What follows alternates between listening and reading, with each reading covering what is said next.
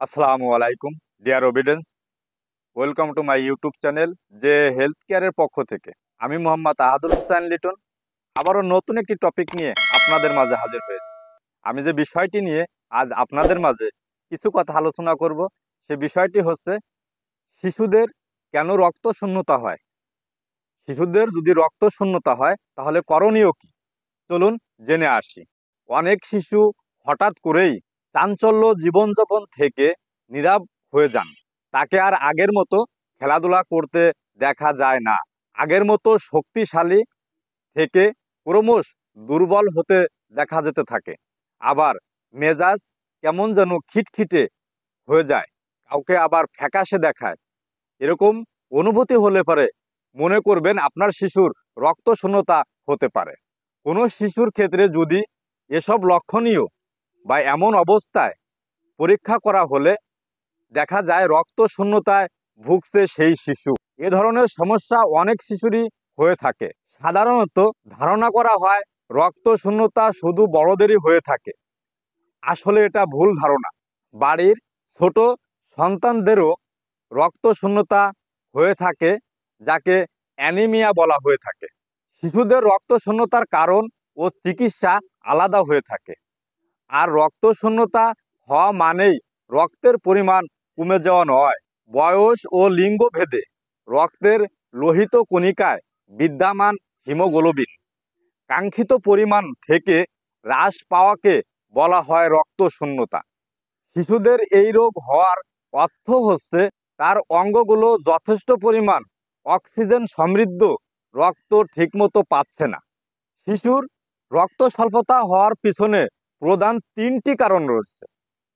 সেই তিনটি কারণ চলুন আমরা জানিয়ে দিচ্ছি। এক, প্রথমত লোহিত রক্তকণিকা প্রয়োজন মতো উৎপন্ন না হওয়া। দুই, যদি লোহিত কণিকা ভেঙে যায়। তিন, রক্তপাত সংক্রান্ত কোনো কারণে রক্ত শূন্যতা হয়ে থাকে শিশুদের। যখন একজন শিশু জন্ম নেয়, অর্থাৎ নবজাতক অবস্থায় উচ্চ পরিমাণে হিমোগ্লোবিন নিয়েই জন্ম নেয় শিশু। এরপর বয়স বাড়তে বাড়তে 2 মাস মতো হলেই সেই পরিমাণ রক্ত কমে যেতে থাকে, যা স্বাভাবিক একটা প্রক্রিয়ার মধ্যে থাকে। এ সময় শিশুর জন্য মায়ের বুকের দুধই যথেষ্ট। লোহিত রক্তকণিকার উৎপন্নর জন্য আয়রন, ফলিক অ্যাসিড, ভিটামিন বি12 উপাদান প্রয়োজন হয়। আর শিশুর খাদ্যে যদি এসব উপাদানে ঘাটতি থাকে তাহলে হতে পারে শিশুর রক্ত শূন্যতা। লোহিত রক্তকণিকা ভেঙে যাওয়াকে বলা হয় হিমোলাইটিক অ্যানিমিয়া, যা বিভিন্ন রোগের জন্য হয়ে থাকে। তবে গুরুত্বপূর্ণ হচ্ছে থ্যালাসেমিয়া। আবার রক্তপাতের জন্য শিশুর রক্ত শূন্যতা হওয়ার সম্ভাবনা থাকে, যেমন অন্ত্রে কৃমির সংক্রমণ ও হিমোফিলিয়া হওয়া। এছাড়া কিছু উল্লেখযোগ্য কারণও শিশুদের রক্ত শূন্যতার সমস্যা হয়ে থাকে। এর মধ্যে রয়েছে আয়রনের অভাব, acute leukaemia, aplastic anaemia, thalassaemia, chronic renal failure ইত্যাদি। আমাদের দেশে সাধারণত আয়রনের ঘাটতিজনিত কারণে শিশুদের রক্ত শূন্যতা দেখা দিয়ে থাকে। শিশুর 1 বছর বয়স থেকে বয়ঃসন্ধিকাল পর্যন্ত শরীরের হিমোগ্লোবিন প্রতি ডেসিলিটারে 11 গ্রামেরও কম পরিমাণ থাকলে রক্ত শূন্যতায় ভোগে শিশু। শৈশবে যদি আয়রনের ঘাটতি দেখা দিয়ে তাহলে রক্ত শূন্যতা হয়ে থাকে অনেক শিশুর।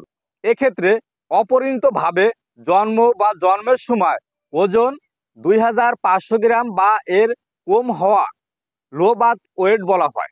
শিশুকে গরুর দুধ পান করানো, দীর্ঘদিন শুধু বুকের দুধ পান করানো, বক্রকৃমির সংক্রমণ, 6 মাস বয়সের পর শিশুকে বুকের দুধের পাশাপাশি শিশুকে পরিপূরক খাবার না খাওয়ানো, এসবের কারণেই আয়রনের ঘাটতি দেখা দিয়ে থাকে এবং এ থেকেই শুরু হয় শিশুর রক্ত শূন্যতা। এবার জেনে আসি শিশু কেন রক্ত শূন্যতায় বা অপুষ্টিতে ভুগে থাকে। রক্ত শূন্যতায় আক্রান্ত হলে শিশুর ত্বক, ঠোঁট, হাত পায়ের আঙ্গুল ফ্যাকাশে ভাব হয়ে যায়। কোনো কোনো শিশুর ক্ষেত্রে মেজাজ খিটখিটে হয়, খুবই ক্লান্তি ভাব হবে, মাথা ঘোরাবে, বুক ধড়ফড় করার মতো সমস্যা সৃষ্টি হতে পারে। কখনো কখনো মা বাবার শিশুর অমনোযোগী বা দৈহিক বৃদ্ধিতে সমস্যার কথাও শুনতে পাওয়া যায়।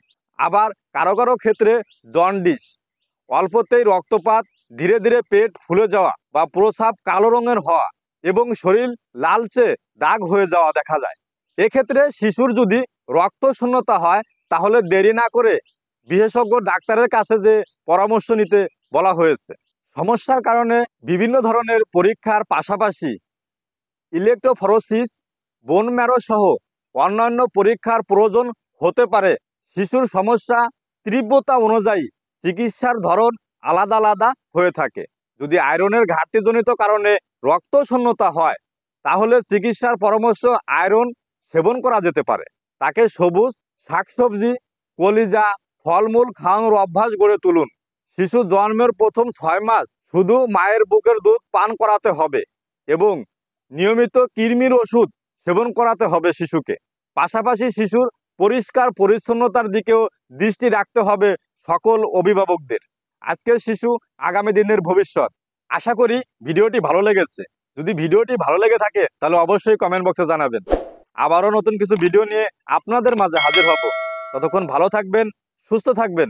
সকলের সুস্বাস্থ্য এবং দীর্ঘায়ু কামনা করে আজকের মতো বিদায় নিচ্ছি। আল্লাহ হাফেজ।